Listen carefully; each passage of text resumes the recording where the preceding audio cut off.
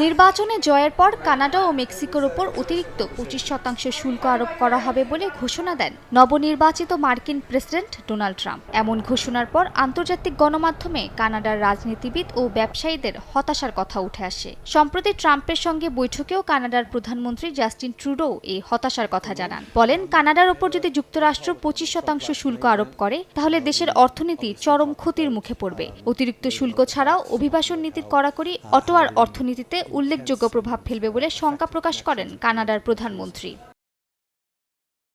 Justin ট্রুডোর শঙ্কার কথা শুনে ট্রাম্প বলেন, যদি অতিরিক্ত শুল্কের চাপ সইতে না পারে তবে কানাডার উচিত যুক্তরাষ্ট্রের 51তম অঙ্গরাজ্য হয়ে যাওয়া, আর ট্রুডো চাইলেই সে রাজ্যের গভর্নর হতে পারেন। ফক্স নিউজ জানায়, এই ঘটনায় আলোচনায় উপস্থিত অনেকে হাসাহাসি করলেও ট্রুডোর মুখভঙ্গি শক্ত ছিল। এ সময় ট্রাম্প আরও বলেন, ট্রুডো চাইলে কানাডাকে 2 ভাগে ভাগ করা যেতে পারে, একটি রক্ষণশীল আর একটি উদারপন্থী।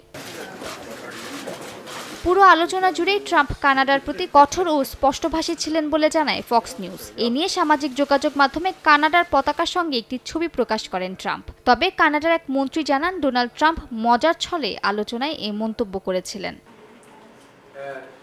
ট্রাম্প নির্বাচিত হওয়ার পর আন্তর্জাতিক শিক্ষার্থীরা যুক্তরাষ্ট্রের বিশ্ববিদ্যালয়ে উচ্চশিক্ষার জন্য যেতে অনাগ্রহ প্রকাশ করেছে। কিস্টন পালসের এক সমীক্ষায় দেখা গেছে 42% আন্তর্জাতিক শিক্ষার্থী পড়াশোনার জন্য দেশটি এড়িয়ে চলতে চাইছেন, আর 41% শিক্ষার্থী সিদ্ধান্তহীনতায় ভুগছেন। পূর্ব এশিয়া, দক্ষিণ এশিয়া, যুক্তরাজ্য, ইউরোপের অন্যান্য দেশ, উত্তর আমেরিকা, দক্ষিণ আমেরিকা ও আফ্রিকার 600 শিক্ষার্থী এই জরিপে অংশ নেয়।